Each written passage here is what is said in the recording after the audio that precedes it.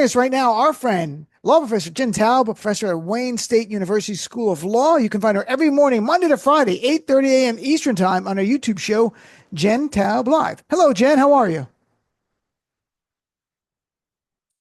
I can't hear you. What's going on? I'm good, Dean, considering everything. Yeah, well, look, I mean, we were talking before you came on. I had a member of Congress, and that was the former Democratic State Chair of Oregon who called up organically. And I can tell you, people were very worked up today about first, yesterday, we were worked up about Congressman Al Green. Then he took the fight to Donald Trump and then spoke to the media afterwards and made a message about this is about Medicare and Medicaid and Social Security. Today, people were very upset about the 10 House Democrats who voted to censure Representative Green. And then reporting a short time ago on Axios that Hakeem Jeffries called in Democrats to scold them for speaking too much and walking out. And like, you are so detached from the base. I don't understand how the Democratic leadership can be that detached from the base of this party right now. And when we hear things about them being elitist, it's not elitist like country club. It's elitist like not listening to the base and not caring a little bit what the base says. So what's your reaction? I am very frustrated with the 10 Democrats who chose to join with Republicans to censure or to, complain about Rep. Green. I've met him before. As you know, he's been an early at filing articles of impeachment against Donald Trump, and we know he's been impeached twice. And of course, Green just has recently filed now. He has the courage of his convictions. And he stood up there and said, "You don't have a mandate." Donald Trump was misleading the public about what a slim margin of the popular vote he won. And you know what? He was expelled from the chamber. And that is fine if that's what Johnson wanted to do. And that should have been that.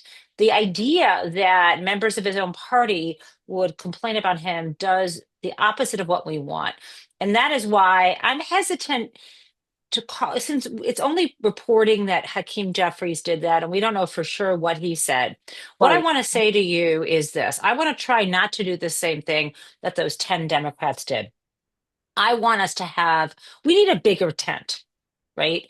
And to get a bigger tent, the thing that these 10 people could have said if it bothered them, or Hakeem Jeffries could have said, it's like, listen, we have a big tent.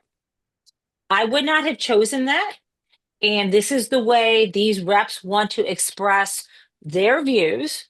And obviously, there's a separate issue, Dean, of I think that the party should be more aggressively opposing Donald Trump. And we're seeing world leaders like someone from the Senate in France being stronger on this. But the reality is, if we truly want to be a large tent party that understands that AOC works in one district and maybe Elise Slotkin works in another, we can't be condemning each other. And I say, I don't mean you and I as pundits, but I mean inside of the party.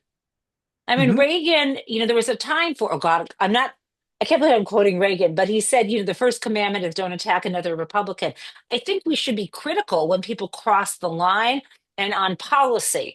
But in terms of how they want to react to this dictator of a president who is violating laws right and left, who is owned by an unelected billionaire bureaucrat who's high on ketamine and Putin, the idea that the thing that they're going to get upset about is that Green stood up to him is outlandish. And so again, instead of saying I'm 100% agreeing with you, which is not just understanding the base, but saying to people, we support the left flank of our party.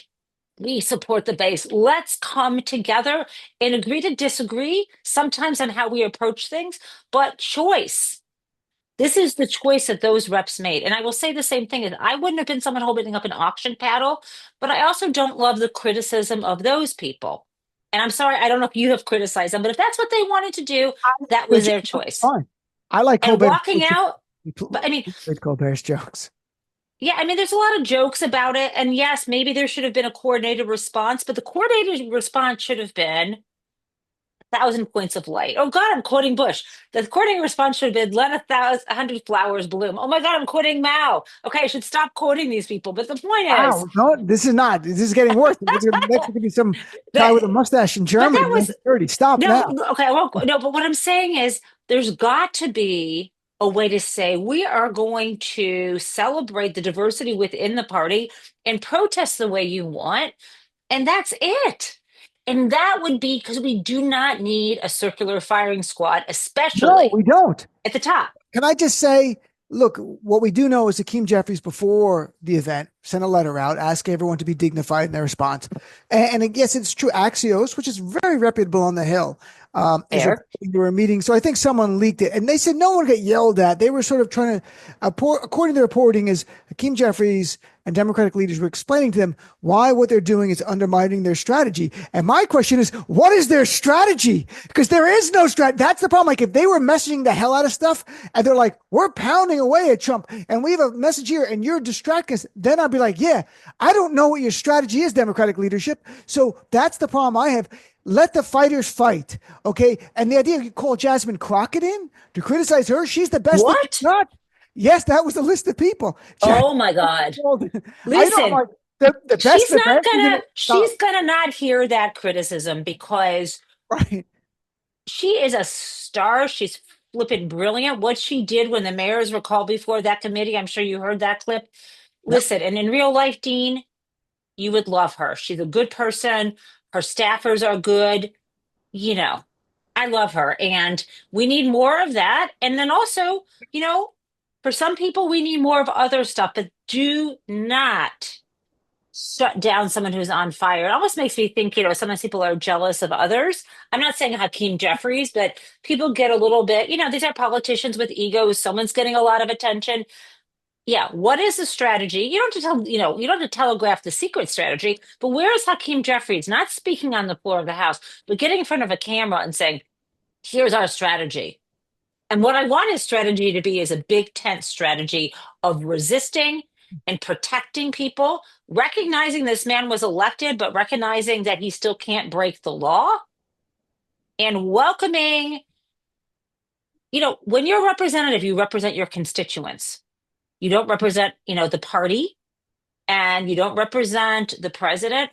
And you've got to, people can still fall in line on certain policy issues and votes, but for God's sake, let them express themselves now in these times.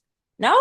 I Sorry, I'm agree very going much. off. I'm going off, Dean. No, that's great. So let me put your law professor hat on and talk to us. Yesterday, Supreme Court, in a 5-4 decision, ruled that, at least for the near term, that the Trump administration has to pay the $2 billion for that U.S. Agency for International Development, USAID contractors have to be paid because Congress had allocated the money. In the future, if Congress doesn't want to allocate the money, they don't have to allocate the money. This is about money allocated. And Trump comes in and goes, I'm king, and here's my line item veto. It doesn't, in retrospect, that doesn't work that way. But what is concerning me on some levels, we are now relying on Amy Coney Barrett and John Roberts to save us. And I think that's like a worry, that's hoping for a lifeboat that has a big hole in it. And you're like, well, that's the ones that are going to take us to the land. I'm concerned that we are stuck relying on those two. But I think you did a video about the decision. Could you just touch on this a little bit so people understand what's going on? Yeah, I mean, it's fundamentally, though the decision is quite short and seems procedural, had it gone the other way, this literally would have been the end of everything. And let me explain this. As you said, Congress has passed a law. Congress then appropriated these funds, and it's not just about these $2 billion that went to foreign aid. There are plenty of other things we know, other hundreds of billions of dollars that he has starting to close the spigot of using Elon Musk and I don't want to call him this, but Big Balls Ed Constantine or whatever these guys' names are. These Right. young guys who are just doing what Elon Musk says. And the Supreme Court, all it did here was say, "Hey, Donald Trump, the federal judge who told you you're not allowed to do this, the federal judge who said you have until midnight, this was of last week, to release those funds, listen to her. You have to listen to her. She put an order in place and she said, you must release the funds. Now, why this is important is now it goes back to the judge and she will set the timing. Why this is important is this was not, there wasn't a full trial yet. This is a legal, important legal thing. The judge ruled to say, stop, Donald Trump. You can't continue the freeze. You can't do what you're doing. And the judge was willing to do this before there was a trial because she ruled that the people opposing Donald Trump, the people who said you must release the funds, they are likely to succeed on the merits if there were a trial. Okay, likely to succeed. That means the Supreme Court agreed. At least five of the justices said that. Okay, so there's two other cases that have come up, one in Massachusetts, another big one in Rhode Island. And maybe, of course, the Trump administration is going to try to appeal those nationwide orders telling Donald Trump, you got to stop this nonsense and release the money, other areas. And so this is huge. It's stopping Doge, it's stopping Elon Musk and his corrupt book cooking attempts to siphon money off the government and squeeze all the rest of us. So I think this is good. But as you noted, it's just five justices, and two of them, one is John Roberts, obviously the chief, the conservative, and Amy Coney Barrett, who was appointed by Donald Trump, I think primarily because she would help overturn Roe v. Wade. However, if you are a member of the Federalist Society, it doesn't mean that you are someone who is going to write Donald Trump a blank check. She could be very serious about the Constitution. I've seen two arguments before the court this term, or not this term, last term, but with this court, this composition. And I was impressed by the questions she was asking. So it doesn't, between this and her ruling, there was another case, I think the case where they let the sentencing move forward against Donald Trump in New York, even though there was no prison sentence. Right. She was on the side of good there too. So we're going to see a lot from her. And we just have to pray that she and Roberts have no health issues because we are one heart attack away from the whole, nation dissolving. It shouldn't be this way. It's true. And MAG is very, very upset with Amy Coney Barrett. They were upset before and they're upset now. And Justice Alito wrote about this, that the judge who said you have to follow the law and just allocate the money, Alito slammed it, saying the judge does not have, quote, unchecked power to compel the government to pay out $2 billion in taxpayer dollars. He wrote, I am stunned. So you're saying, though, a president has unchecked power, and they do. They believe in the unitary executive theory. They believe a president is a king. If it's a Republican, if it's a Democrat, they're not a king at all. That will stop them. They struck down stuff for them. Obama, Biden wanted to do student loan relief. Supreme Court said no, but when it comes to a Republican president, whatever the Republican president wants, they will deliver. And they have so undermined this court, which is no longer a court. It's an arm of the GOP, except for here and there, we have these glimmers where Roberts, and I think he does the right thing a lot because he's institutional, trying to protect the institution, to be blunt. And I think Amy Coney Barrett, I mean, I hate to be like that. We need her on our side, but we have no choice. It's 6-3 against us. Isn't it weird how I'm not saying all women, but isn't it weird how so far when it comes to Republicans, whether it's justices or members of the Senate, the only Republicans who ever go against Donald, it seems, are women? That's why Interesting. they want to take the vote away from us too, I think. I don't know. I don't They know what do. this is. I And I thought don't like people to want be that. a gender essentialist. I'm just observing that Susan Collins, I know they're imperfect, but even recently, Collins and Murkowski, they could do better than what they're doing. So could Barrett. But we're seeing, I don't know why that is. I don't know why Alito is such a bitter man and why he wants to distort the Constitution like he is. It's not that they're forcing Donald Trump to pay. They're saying that he needs to stop not paying. It's not his. He has the Treasury has a ministerial role when it comes to spending money that Congress has allocated.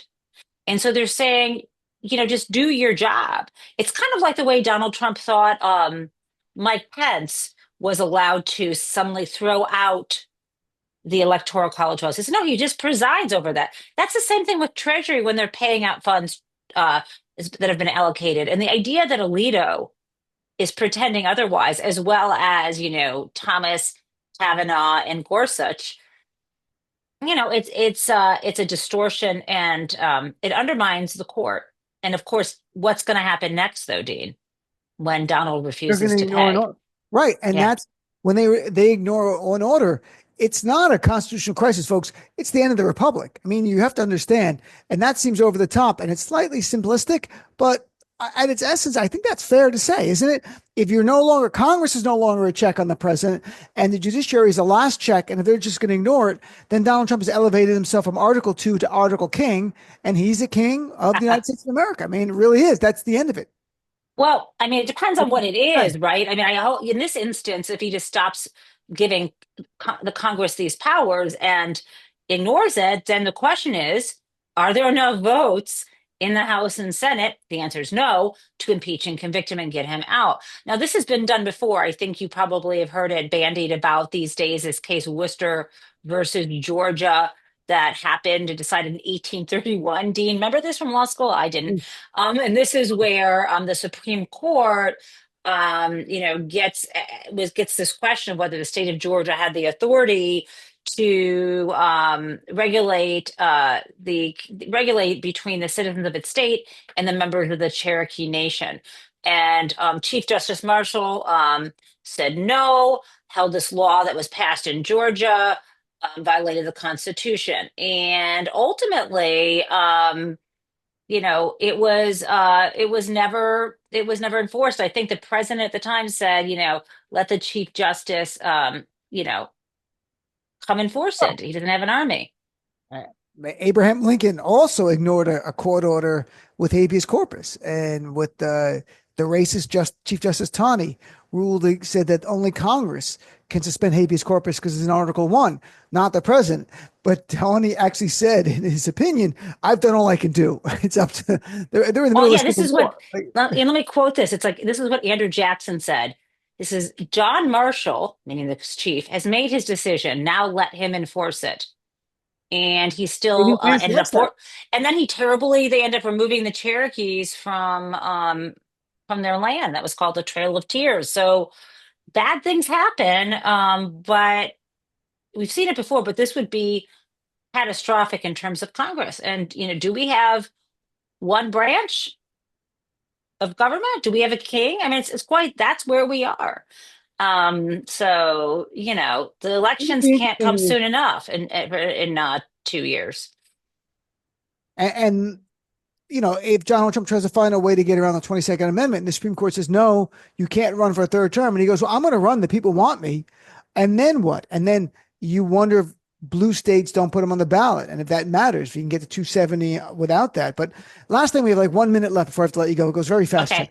As always, Trump wants to end the Department of Education by executive order. Can he? No, I mean, as a matter of law, you can't dissolve the department, but he could try to starve it the way he's doing with other agencies. And again, he can't do it legally, but let's see if they'll stop him. I mean, this is what we're waiting for, five justices to hold up the world for us right now.